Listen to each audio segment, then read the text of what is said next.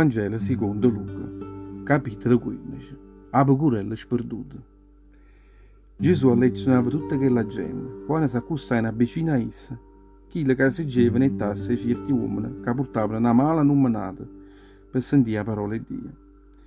I farisei e i mastri della legge, vedendo questa cosa, ha cominciato a murmurare contro Gesù dicendo: chi sto a accoglie pure a gente malavita e fa pure mangiare in da casa loro. Gesù, che aveva inteso queste parole, contai a loro questa parabola.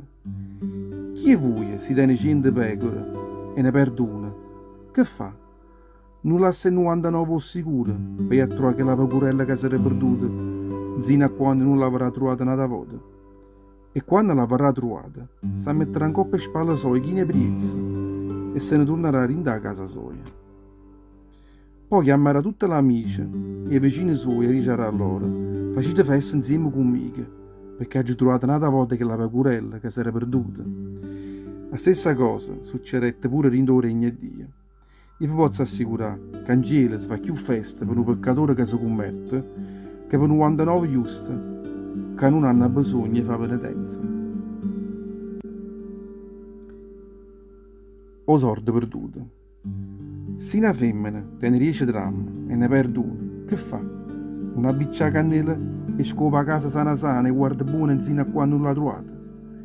E quando l'ha trovata un'altra volta, tutta apriata, chiama l'amica sua e vicina e dice a loro: facete festa conmigo, perché ho trovato un'altra volta che la moneta è ora che avevo perduta. A così vi posso assicurare, pure in cielo si fa innanzi a tutto l'angelo di Dio, per un peccatore solo che fa cagnare tutta la vita sua e si converte. O figlio prodigo. Gesù può contare ancora che è stata parabola. Un padre teneva 2 figli. O più giovane dice tuo padre: papà, dammi subito che la parte eredità che mi tocca. Io padre spartette tutte bene che teneva, a ognuno è loro, e consegnai a porta sua. Pochi giorni dopo, chi lo figlio più giovane mettette insieme tutte cose sue e partette per un paese assai lontano. E là spregai tutti quelli bene di che teneva, campane come non debusciate. Quando Fernette spenne tutte le denaro, vinta a quella terra arrivai una carestia assai terribile e cominciai a provare per sentire ricchio nero.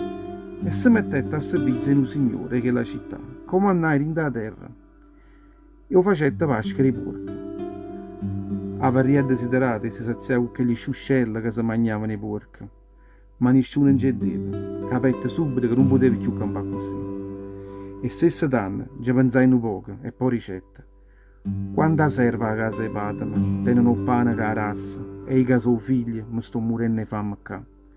Voglio tornare un'altra volta in da casa di Patama e dice raggia a papà: papà, ho peccato contro Dio e contro te, non so manco più regno essere chiamato figlio tuo.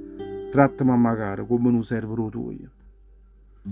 E senza perdere più tempo partetta e s'abbia in mezzo a casa lo padre suo.